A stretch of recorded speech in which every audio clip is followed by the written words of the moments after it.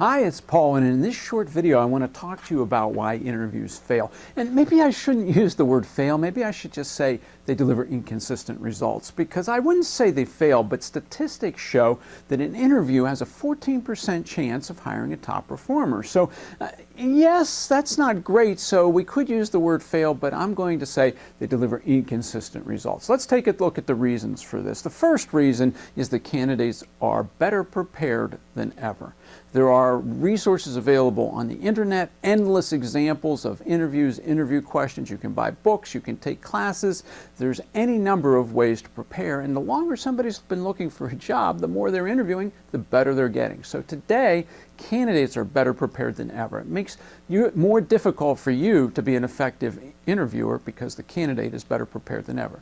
Number two, questions are improperly structured. Sometimes the question that we ask gives a clue to the answer we're looking for. If I say to you, tell me about a time that you were effective dealing with a difficult customer, I'm telling you exactly what I'm looking for. Now, to some extent we have to do that, but we want to be very careful because we don't want to clue them in as to what we want them to tell us. So many times, interview questions, if they're not pre-written and properly structured, can give the interviewee a clue as to exactly the answer you're looking for. Number three, interviewers tend to rate the same responses differently. We're just human, and even if we've got a rating scale of 1 to 5, when we hear somebody's answer, we may not rate it the same as somebody else's answer. It could even be the same answer a couple days later and we would rate it differently, or it could be a different person and we like somebody better than somebody else and we rate it differently. And even over a period of time,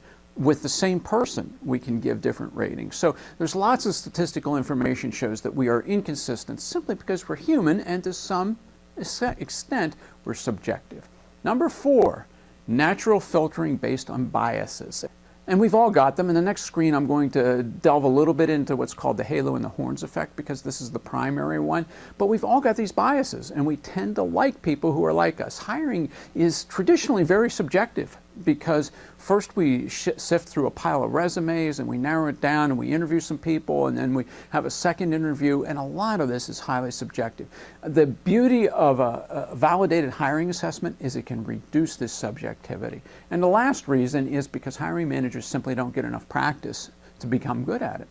How many times does a hiring manager hire in a year? 5, 6, 7, 8, 10, one time?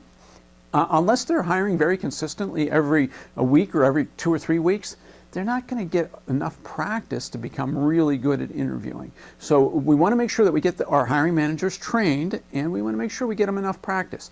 And a way to supplement this is once again using a validated hiring assessment. The proper hiring assessment can compare a candidate to the requirements of a job and generate highly customized interview questions that that hiring manager can use in the interview to help compensate maybe for the fact that they don't get enough practice, or help to compensate for the fact that there's these natural filters and biases.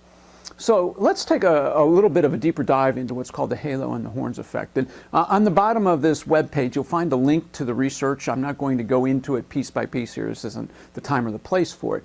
But there are 3 major studies that all came to the same conclusion. And the primary conclusion is that within the first 20 seconds, we tend to rate somebody favorably or unfavorably, and that impacts the rest of the interview. And what this means is that if we like somebody, the questions we ask are different. If we like somebody, the interpretation of answers is different. If we don't like somebody, it's also different in a negative way. So this is just natural. This is just people and who they are.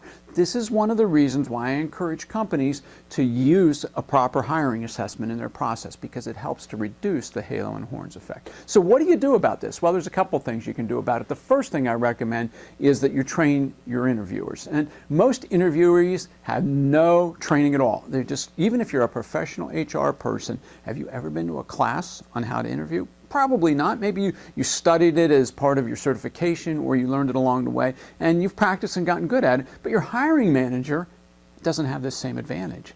And so one of the things you want to make sure you do is you train yourself and train others on how to be a good interviewer. The second thing you want to do is create a library of validated questions. Don't let yourself or your hiring manager just make up the questions. And as I mentioned earlier, a properly validated assessment will actually generate questions that are highly relevant to the person and to the job, and this can help to solve this problem. The third thing is that we want to set standardized answers that you're looking for.